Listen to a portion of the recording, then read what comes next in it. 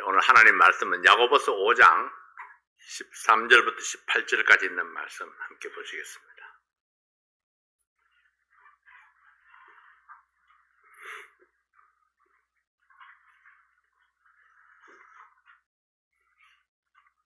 찾으셨으면 일어나셔서 한 절씩 교독합니다.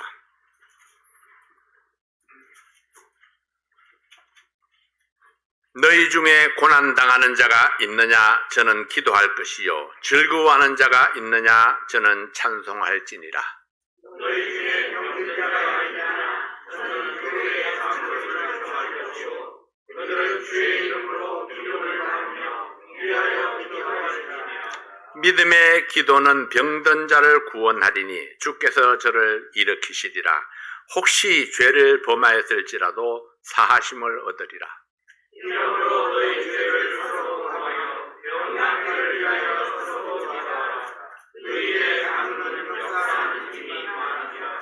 엘리야는 우리와 성정이 같은 사람이로되 제가 비오지 않기를 간절히 기도한 적 3년 6개월 동안 땅에 비가 아니오고 다시 기도한즉 하늘이 비를 주고 땅이 열매를 내었느니라. 아멘. 아버지 하나님, 오늘 이 말씀을 축복해 주십시오. 이 말씀을 통해서 우리가 응답받는 기도, 하나님 앞에 기도로 매일매일 나아가고 교통하는 저희들 되게 도와주시옵소서. 종의 입술을 주장해 주십시오. 하나님의 말씀만 담대하게 전하도록 도와주시옵소서. 예수님 이름으로 기도하옵나이다. 아멘. 앉으시겠습니다. 기도의 능력입니다. 야고보서는 성공적인 그리스도인의 삶을 위한 지침서라 말할 수 있습니다. 먼저 야고보서의 전체 내용을 간단하게 요약해 봅니다. 여러 가지 시련을 만날 때에 기쁘게 여겨야 하는 이유는 시련이 인내를 만들어내기 때문이고, 인내를 온전히 이루어야 할 이유는 또 온전한 믿음의 사람으로 성장하기 위함입니다. 온전한 믿음의 사람으로 성장하기 위해서는 믿음을 행함으로 나타내라. 판단은 하나님께 맡기고 정죄하는 자가 되지 말라. 성숙한 믿음의 걸림돌이 되는 혀를 조심하라. 말 조심하라는 거죠. 다툼과 자랑을 통해 역사하는 사탄의 역사를 경계하라.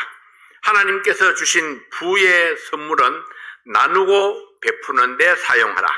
주님의 재림하기까지 소망을 바라보며 길이 참고 기다리라. 그리고 마지막으로 삶의 지혜를 위해서, 고난을 이기기 위해서 하나님께 기도하라. 그리고 어떤 응답을 주시든지 하나님을 찬송하라.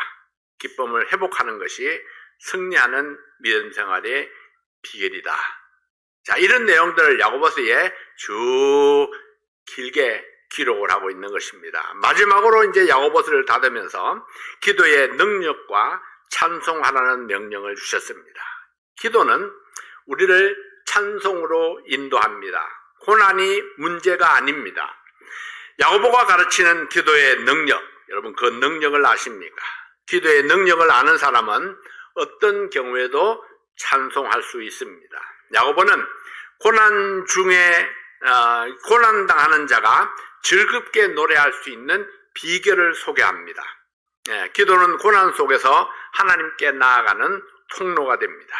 고난 중에 기도함으로 하나님의 도우심과 위로를 받을 수 있습니다. 즐거운 때에는 찬송으로 하나님께 감사하며 영광을 돌립니다. 우리의 삶은 고난과 기쁨이 교차하지만은 모든 상황에서 기도와 찬송으로 하나님께 나아가라 하십니다. 이것이 혼탁한 세상을 살아가는 성도가 성공적인 믿음의 삶을 살 수 있는 비결입니다. 오늘은 야고보의 마지막 권면을 통해서 하나님의 뜻을 헤아려 봅니다. 하나님을 신뢰하는 기도에 능력이 있습니다. 믿음의 선조들이 기도에 대한 많은 가르침을 남겼습니다. 자, 기도는 인간의 나약함을 하나님의 능력으로 바꾼다. 기도는 인간의 무지를 하나님의 지혜로 바꾼다. 기도는 분노하는 사자를 제어하며, 기도는 폭풍우를 잔잔케 하고, 기도는 죽음의 사슬을 끊어버리며, 기도는 질병을 고치고, 기도는 파멸의 위기에 처한 도성을 구하며, 기도는 태양이 멈추어 서 있게 하기도 하며 벼락이 치는 것을 막기도 한다. 그렇게 말씀을 합니다. 이 모든 말씀은 이미 성경에서 그 증거를 보여준 말씀들입니다. 그렇습니다. 기도에는 능력이 있습니다. 사람을 변화시키는 능력이 있습니다. 무능한 자를 유능한 자로, 약한 자를 강한 자로, 실패자를 성공자로, 불행한 사람을 행복한 사람으로 변화시키는 능력이 이 기도에 있습니다. 하나님이 쓰셨던 사람들은 모두가 기도의 능력을 체험했던, 경험했던 사람들이었습니다. 아브라함이나 모세나 사무엘이나 다윗이나 다니엘이나 히스기야나 느헤미야나 베드로, 바울, 존 낙스, 허더슨 테일러, 조지 뮬러, 기타 등등 수많은 믿음의 선배들. 오늘 본문에서 야고보는 기도의 능력, 기도의 필요성, 기도의 열매에 대해서 설명하고 또 우리도 기도의 사람이 될 것을 권면했습니다. 오늘 본문 말씀을 다시 한번 제가 읽어봅니다. 말씀을 잘 이렇게 음미해 보시기 바랍니다. 너희 중에 고난당하는 자가 있느냐? 저는 기도할 것이요. 즐거워하는 자가 있느냐? 저는 찬송할지니라. 너희 중에 병든 자가 있느냐? 저는 교회의 장로들을 청할 것이요. 그들은 주의 이름으로 기름을 바르며 위하여 기도할지니라. 믿음의 기도는 병든 자를 구원하리니 주께서 저를 일으키시리라. 혹시 죄를 범하였을지라도 사하심을 얻으리라. 이름으로 너희 죄를 서로 고하며 병 낫기를 위하여 서로 기도하라. 의인의 강구는 역사하는 힘이 많으니라. 자, 고난당하는 자가 있느냐? 병든 자가 있느냐? 연약한 자가 있느냐? 자주 넘어지는 자가 있느냐? 이것은 우리들의 이야기입니다. 질문의 형태로 썼지만은 이것은 질문이 아닙니다. 고난당하는 자, 병든 자, 연약한 자, 자주 넘어지는 자, 이런 사람에게 꼭 필요한 것이 기도하는 것입니다. 하나님께 기도함으로 하나님의 능력을 체험하라고 말씀했습니다. 야고보는 구약의 엘리야를 예로 들어 설명했습니다. 엘리야는 이스라엘이 우상 숭배의 죄에 깊이 빠져 있는 것을 보고 하나님 앞에 기도합니다. 백성들은 우상 숭배에 빠졌고 아합 왕은 부인 이세벨의 치맛자락에 빠져서 하나님을 등지고 악한 정치를 펼치고 있었습니다.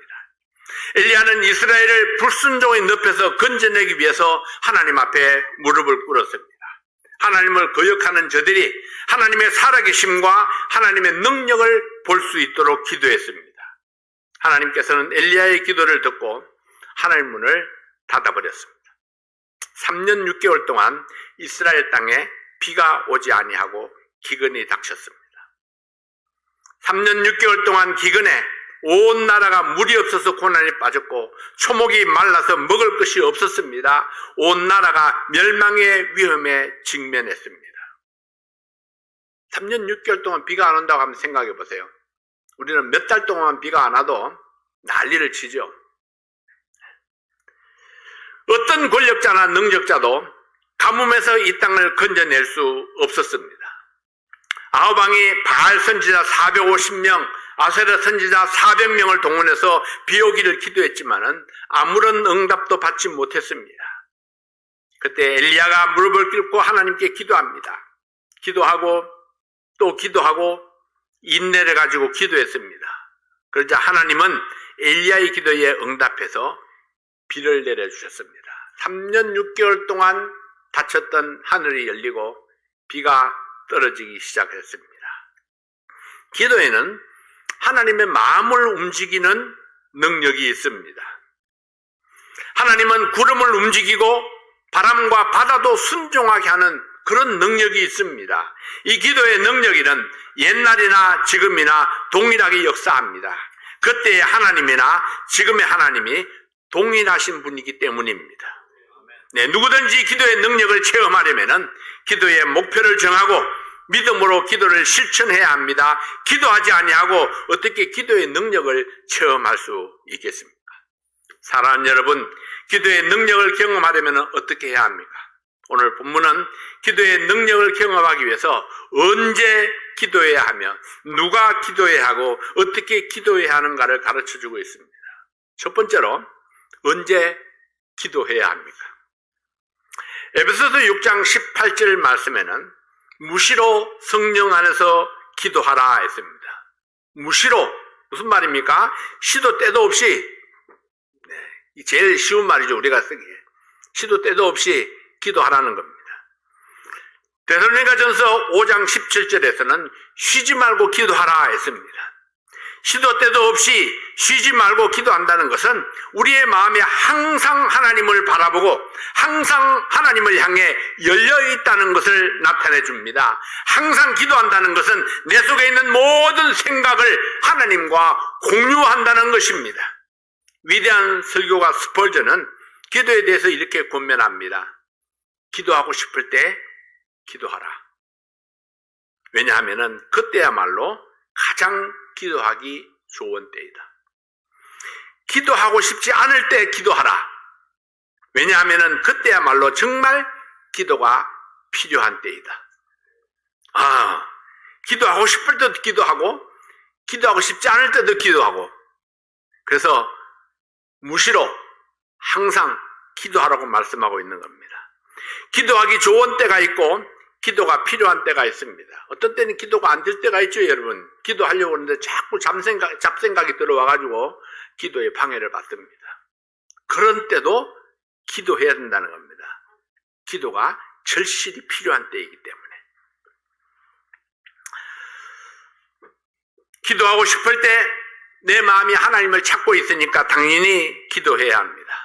기도하고 싶지 않을 때 내 마음이 하나님께로부터 멀어져 있습니다. 시험에 들 위험이 빠졌고 하나님을 떠나서 사탄에게 노출되어 있습니다. 그러므로 당연히 기도가 필요한 때입니다. 그렇습니다, 여러분. 기도의 능력을 경험하려면은 기도하고 싶을 때나 기도하고 싶지 않을 때나 항상 기도해야 합니다. 이것이 사탄으로부터 자신을 지킬 수 있는 비결입니다. 항상 기도해야 하지만은 특별히 고난당할 때는 더욱더 기도해야 합니다. 13절 말씀에 보면은 너희 중에 고난당하는 자가 있느냐? 저는 기도할 것이요. 여러분, 근데 고난은 항상 우리 가까이에 있습니다. 그래서 여전히 또 늘 기도해야 합니다. 여기서 고난이라는 것은요, 육체적 고난도 있고 정신적 고난도 있고 재정적인 고난도 있고 가정적인 고난도 있고 이 모든 고난들을 포함하고 있습니다. 다시 말해서 신체적으로 병들었을 때에, 정신적으로 피곤할 때에, 재정적으로 힘들고 어려울 때에, 가정적으로 문제가 있을 때에, 인간관계에 문제가 있을 때에, 혹은 영적으로 시험에 빠졌을 때에 이 모든 경우가 기도가 필요한 때입니다. 어떤 종류의 고난이든지 우리의 삶에 아무 고난이 없을 때는 거의 없을 것입니다. 항상 고난이 우리 주위를 맴돈다면은 우리는 항상 기도가 필요합니다. 고난당할 때 우리는 연약해져 있고 사탄의 시험에 빠지기가 쉽습니다. 고난의 이유를 다른 사람에게서 찾기 때문에 책임 회피나 핑계나 원망과 같은 유혹에, 죄의 유혹에 빠지기가 쉽습니다. 그래서 고난당할 때 그 고난을 이길 수 있도록 하나님의 도우심이 필요합니다. 하나님의 도우심이 없이는 우리 자신이 스스로 사탄을 이길 수 있는 능력이 없기 때문입니다. 기도는 하나님의 마음을 움직이고 기도는 하나님의 은혜와 능력의 보물 창고를 여는 열쇠입니다. 그래서 기도하면 고난을 이길 힘이 하나님께로부터 나에게 주어집니다. 두 번째로, 누가 기도해야 합니까? 고난 중에 있는 자신이 기도해야 합니다. 13절 말씀해 보면은 고난 당하는 자가 있느냐? 저는 기도할 것이요. 저는 기도할 것이요. 네, 열왕기하 20장에 보면은 히스기야가 병들어 죽게 되었습니다. 하나님께서 이사야를 보내서 집을 정리하고 죽음을 준비하도록 통보했습니다. 그때 히스기야는 낯을 벽으로 향하고 돌아앉아서 하나님께 기도했습니다. 낯을 벽으로 향했다는 것은 모든 일상을 내려놓고 오직 하나님께만 마음을 열고 간절히 기도했다는 것을 보여줍니다. 그때 하나님께서 그의 기도를 들으시고 그의 생명을 15년이나 연장해 주셨습니다. 여러분, 왕을 위해서 기도하는 사람이 없었을까요? 어쩌면 왕을 위해서 기도하는 기도팀이 왕궁에 만들어져 있었을 수도 있습니다. 왜냐하면 히스기야는 종교 개혁을 일으켰던 사람이기 때문에 온 나라의 우상을 제거하고 온 나라 백성들이 하나님께로 돌아오도록 강력하게 이 신앙 회복 운동을 일으켰던 사람입니다. 그러니까 얼마나 많은 사람들이 히스기야의 기도에 동참했겠습니까? 얼마나 많은 사람들이 왕을 위해서 기도하고 있었을까요? 왕을 위해서 기도하라고 명령할 수도 있었고, 왕을 위해서 기도하는 많은 신하들도 있었고, 제사장들도 있었고, 선지자들도 있었지만은 히스기야는 오직 자기가 벽을 향해 돌아앉아서 간절히 기도했습니다. 그의 간절한 기도가 하나님의 마음을 움직였습니다.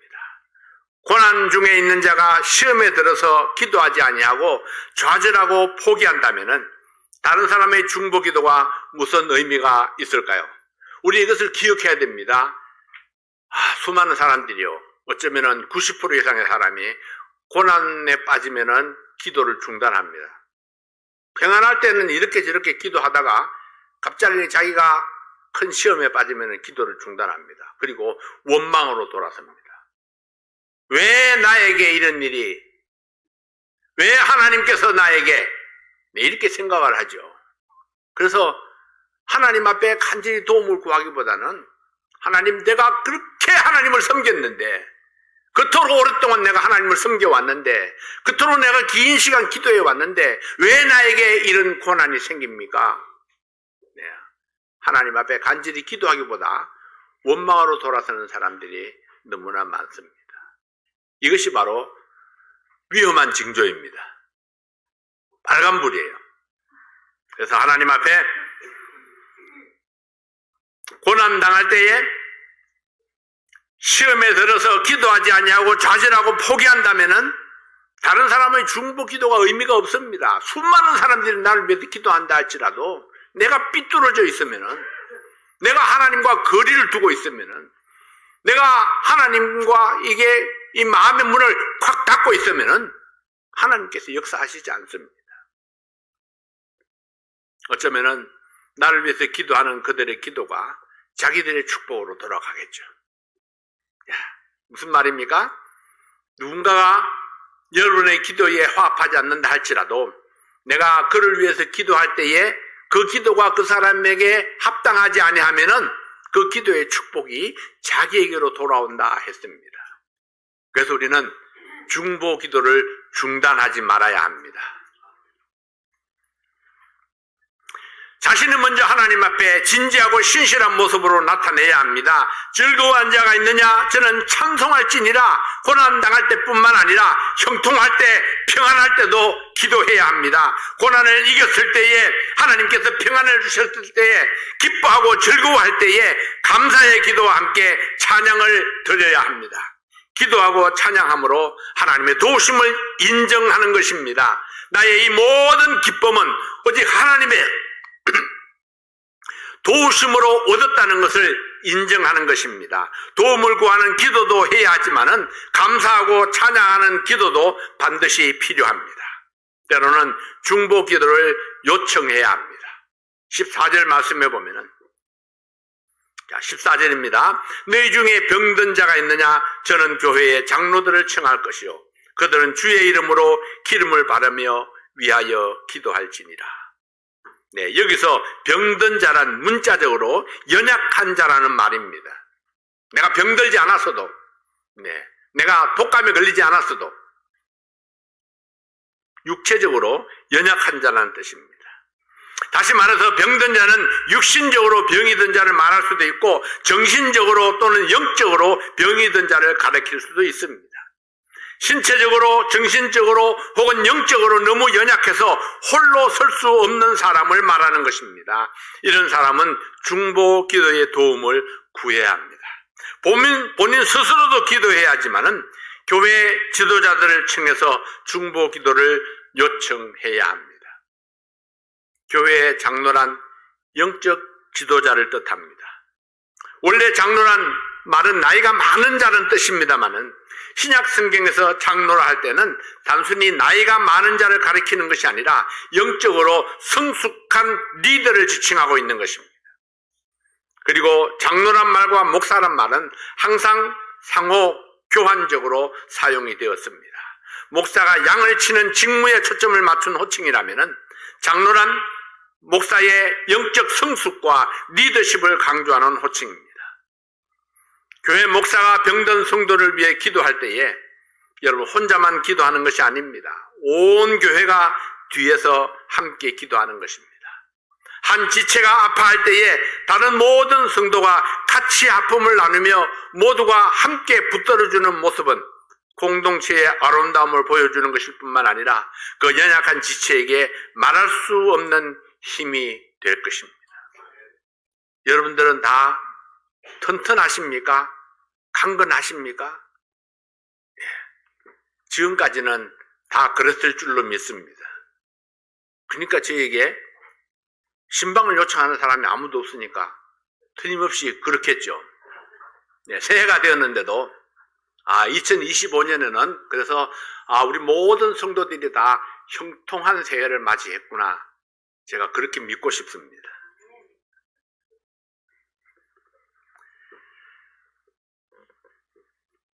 병들었을 때 혼자서 끙끙 앓고 있어서는 안 됩니다.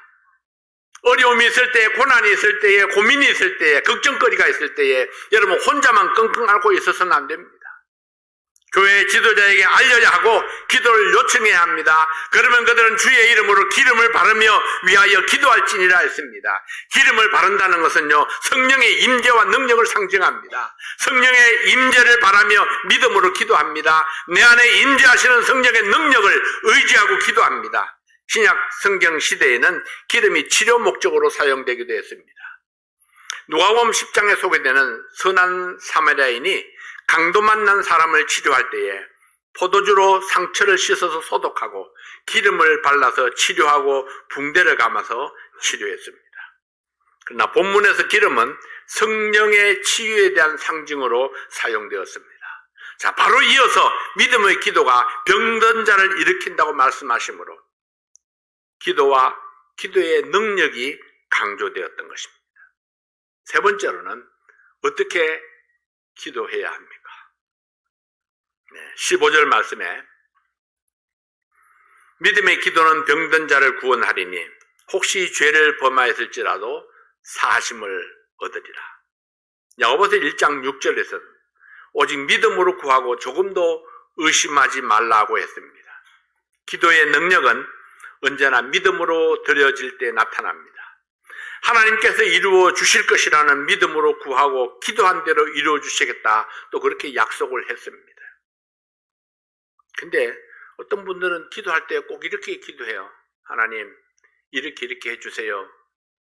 그렇지 않으면, 그게 안 되면 차선책을 자꾸 이야기합니다. 하나님이 최선책과 차선책을 선택하라고 하나님께 요구하시나요?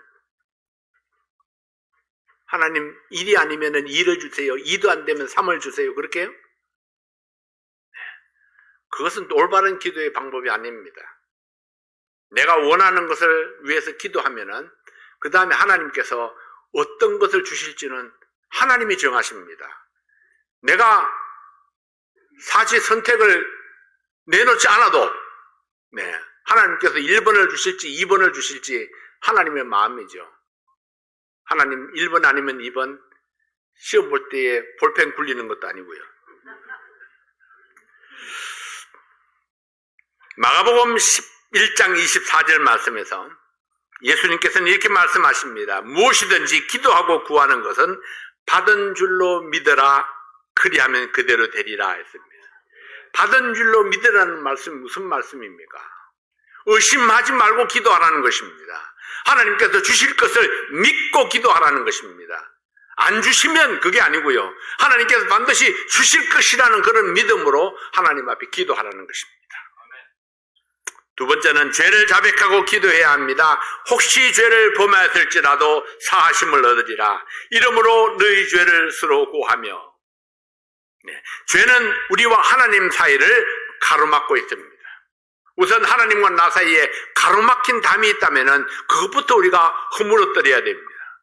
그리고 하나님과 교통할 수가 있어야 됩니다. 내가 하나님 말씀을 들을 수 있고 내가 하나님께 말씀을 드릴 수 있고 하나님께서 내게 응답할 수 있도록 교통하는 관계를 먼저 확립해야 됩니다. 시편 66편 18절 말씀에 보면은 내가 내 마음의 죄악을 품으면 주께서 듣지 아니하시리라. 이사야 59장 2절 말씀에 오직 너희 죄악이 너희와 너희 하나님 사이를 내었고 너희 죄가 그 얼굴을 가리워서 너희를 듣지 않으시게 한다. 이렇게 말씀을 했습니다. 그러므로 기도 응답을 받으려면 먼저 하나님과 나 사이에 가로막힌 것부터 뚫어야 합니다. 화목한 관계는 자백과 용서라는 단계를 거쳐야만 이루어질 수 있습니다. 나는 자백하고 하나님은 용서하시고 그렇게 해서 하나님과 화해를 이룰 수가 있어야 하는 것입니다. 세 번째로는 간절히 기도하라 했습니다. 17절 말씀에 보면은요. 엘리야는 우리와 성정이 같은 사람이로되 저가 비오지 않기를 간절히 기도한 즉 3년 6개월 동안 땅에 비가 아니오고 비오지 않게 할 때도 간절히 기도했습니다. 자, 비오지 않게 하기 위해서 기도하면은 3년 6개월 동안 비오지 않으면은 온 나라가 고통 속에 빠집니다. 그럼에도 불구하고 이런 기도를 해야만 했던 엘리야, 도대체 무슨 생각이었을까요? 하나님, 극단적인 방법이 아니면은 이 백성들이 하나님께로 돌아올 것 같지가 않습니다. 극약 처방이 필요합니다. 극약 처방. 때때로 저는 그런 생각을 합니다. 어떤 사람들을 보면은 저 사람이 극약 처방이 아니고는 예수 믿기 힘들겠구나. 우리 아버님이 제가 복음을 전하면은 너나 잘 믿어라. 어떻게 더 대화를 이끌어 나갈 수가 없습니다. 그냥 한마디로 대화가 툭 끊어져 버립니다. 그래, 너나 잘 믿어라.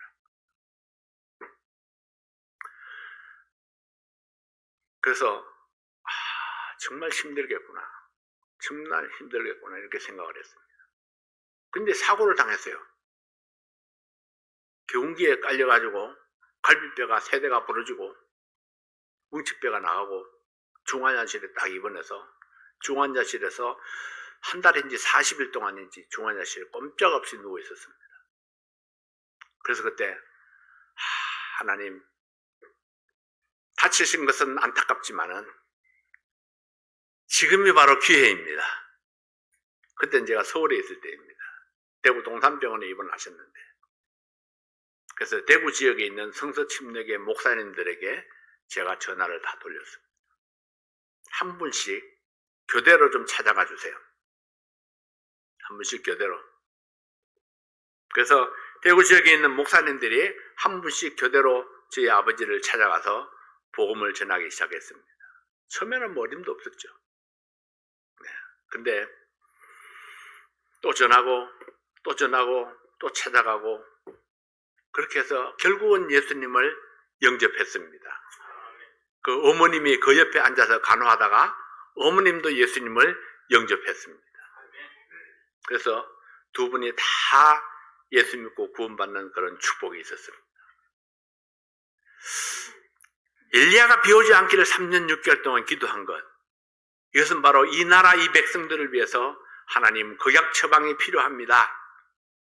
그렇게 생각해서 하나님 앞에 기도했을 것입니다. 엘리야의 기도는 목숨을 건 기도였습니다. 자기도 3년 6개월 동안 견뎌야 되잖아요. 살아남아야 되죠. 그의 기도는 간절함의 기도였습니다. 여기서 간절히 기도했다는 말은 모든 열정과 기운을 소모시키면서 기도했다는 뜻입니다. 그것은 마치 생명을 살리는 듯한 모든 것을 건 그런 기도입니다. 구세군의 창설자 윌리엄 부스는 응답받는 기도의 비밀에 대해서 이렇게 이야기를 합니다. 거기에 생사가 달린 것처럼 기도하는 것이다. 기도는 내 기도에 생사가 달린 것처럼 기도해야 된다는 것입니다. 어떤 분들은 금식 기도의 능력에 대해서 이야기를 합니다.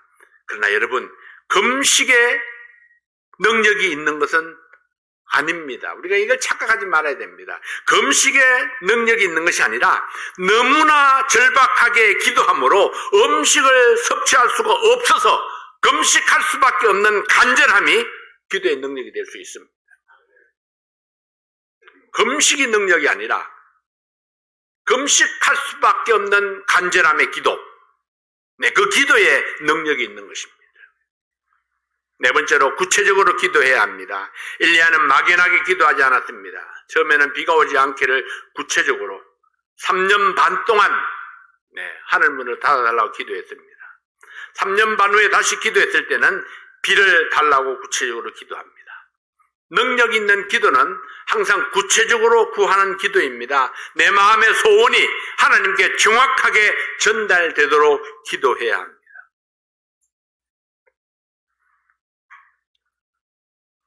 저는 이영란 자매님의 찬양을 참 좋아합니다. 아름다운 목소리보다 더 좋은 것은요, 가사 전달이 너무나 정확하게 잘 된다는 것.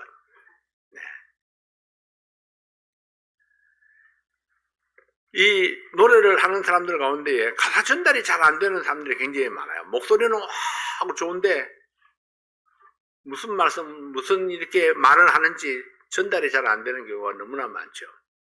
하나님 앞에 기도할 때에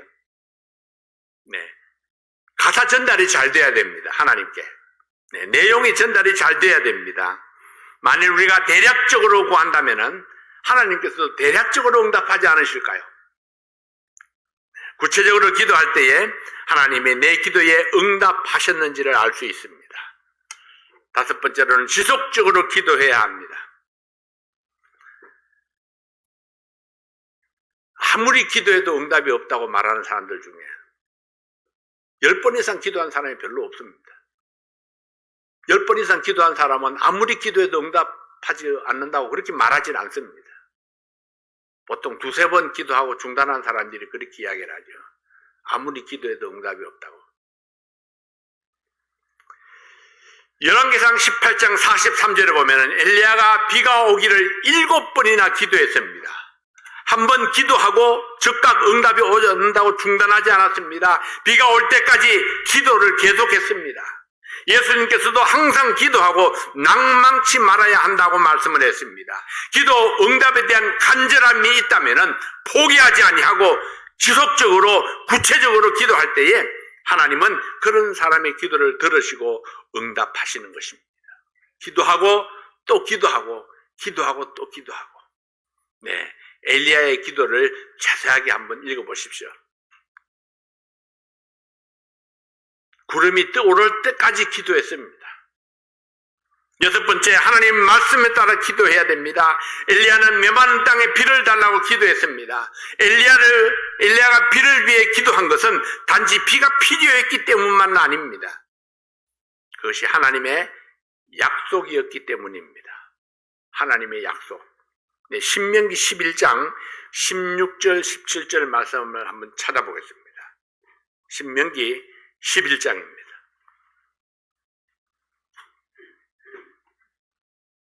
신명기 11장입니다. 16절 17절 말씀을 한 목소리로 같이 읽겠습니다. 너희는 스스로 삼가라. 두렵건대 마음에 미혹하여 돌이켜 다른 신들을 섬기며 그것에게 절함으로 여호와께서 너희에게 진노하사 하늘을 닫아 비를 내리지 아니하여 땅으로 소산을 내지 않게 하심으로 너희가 여호와의 주신 아름다운 땅에서 속히 멸망할까 하노라. 무슨 말씀입니다. 마음이 미혹해서 돌이켜 다른 신들을 섬기면은 하나님께서 진노하셔서 하늘을 닫아서 비를 내리지 아니하고 땅으로 소산을 내지 않게 하심으로 하나님께서 주신 아름다운 땅에서 속히 멸망할까 두렵다. 그렇게 말씀을 했습니다. 하나님께서는 모세를 통해서 만약 이스라엘이 하나님을 떠나 우상을 섬기면은 하늘 문을 닫고 비를 내리지 않게 하시며 땅이 소산을 내지 않게 하시겠다고 경고하셨습니다. 그러나 하나님께서는 축복의 약속도 잊지 아니했습니다. 신명기 11장 13절 14절입니다. 11장 13절 14절 함께 읽습니다. 내가 오늘날 너희에게 명하는 나의 명령을 너희가 만일 청종하고 너희의 하나님 여호와를 사랑하여 마음을 다하고 성품을 다하여 섬기면 여호와께서 너희 땅에 이른 비 늦은 비를 적당한 때에 내리시리니 너희가 곡식과 포도주와 기름을 얻을 것이요. 야, 얼마나 기막힌 말씀입니까? 하나님께서 이렇게 축복을 해주시는 것입니다. 근데 하나님은요, 금덩어리를 막 떨어져 주지 않습니다. 뭐 복권 당첨으로 축복하는 것도 아닙니다. 하나님이 땅을 기름지게 함으로, 하늘에서 비를 적절하게 내려주심으로. 자, 무슨 말입니까? 하나님께서 우리에게 적절한 환경을 조성해 주심으로, 하나님께서 여러분들에게 적절한 조건을 만들어 주심으로 하나님께서 주시는 축복이 넘치도록 해 주시겠다고 말씀하고 있는 것입니다. 환경을 조성하시고 조건을 만들어 준다는 것은요, 이것은 농사하는 사람들에게 국한된 이야기가 아닙니다. 농사를 하든 장사를 하든 직장생활을 하든 모든 곳에서 환경을 조성하고 조건을 만들어 주심으로 우리에게 넘치는 축복을 약속하시고 있는 것입니다. 엘리야는 이런 하나님의 말씀을 의지해서 기도한 것입니다. 기도에는 강력한 능력이 있습니다. 기도했을 때에 굳게 닫혔던 옥문이 열렸습니다. 기도했을 때에 굳게 닫혔던 하늘문이 열렸습니다. 기도는 낭만과 절망의 옥문을 열어줍니다. 또한 은혜와 축복의 하늘문을 열어줍니다. 이런 기도의 능력을 경험하기 위해서 여러분 슈퍼맨이 되어야 될 필요가 없습니다. 완전한 사람이 되어야 할 필요도 없습니다. 엘리야는 우리와 성정이 같은 사람이었습니다. 다시 말해서 우리와 다를 바 없는 여러분 보통 사람이었다는 겁니다. 엘리야는 보통 사람. 네, 엘리야가 할 수 있는 것은 여러분도 할 수 있다는 이야기입니다. 그렇다면 우리도 기도의 능력을 경험할 수 있습니다. 믿음으로 죄를 자백하고 간절하게 구체적으로 지속적으로 그리고 하나님의 말씀을 따라 기도하면은 여러분과 저도 기도의 능력을 경험할 수 있습니다. 하나님의 은혜와 능력이 우리들의 기도를 통해서 강물같이 흘러넘치기를 바랍니다. 오늘도 하나님께서 여러분과 만나시고 응답하심으로 하나님께서 예비하신 그리고 약속하신 그 모든 축복들이 여러분 가정과 여러분들의 삶에 넘쳐나기를 바랍니다. 기도하겠습니다. 아버지 하나님 감사합니다. 오늘도 하나님께서 주신 이 약속의 말씀들, 역사 속에 일어난 귀한 사건들을 인해서 감사를 드립니다. 아버지 하나님, 하나님 앞에 응답받는 기도, 또 기도 응답을 받는 성도들 되게 도와주시옵소서. 하나님께서 원하시고 기뻐하시는 그런 모습으로 기도하는 저희들 되게 도와주시옵소서. 우리의 필요한 모든 것들을 위해서 기도하되 또 기도 응답을 위해서 서로 부탁하고 함께 나누는 그런 기도 생활이 될 수 있도록 도와주십시오. 기도하고 싶을 때 당연히 기도하고 싶지 않을 때에도 우리가 힘을 내서 기도하는 기도의 사람들이 되게 하여 주시옵소서. 오늘도 우리에게 주신 귀한 시간 감사합니다. 아버지 하나님, 우리의 예배를 통해서 하나님의 영광을 드러내 주시옵소서. 예수님 이름으로 간절히 기도하옵나이다. 아멘. 네, 찬송하시겠습니다.